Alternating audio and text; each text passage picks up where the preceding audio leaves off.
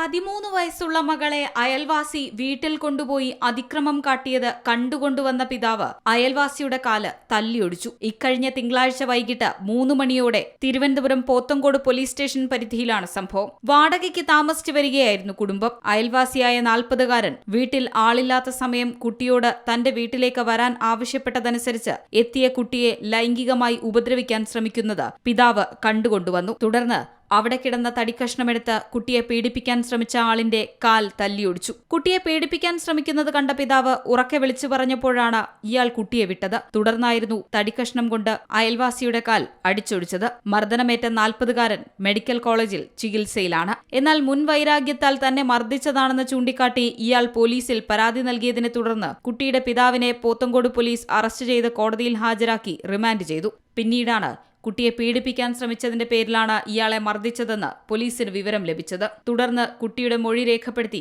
വൈദ്യപരിശോധനയ്ക്ക് ശേഷം പോക്സോ നിയമപ്രകാരം case register ചെയ്തു. മജിസ്ട്രേറ്റിന് മുന്നിൽ കുട്ടിയുടെ രഹസ്യമൊഴി രാവിലെ രേഖപ്പെടുത്തും. C Malayalam news, Thiruvananthapuram.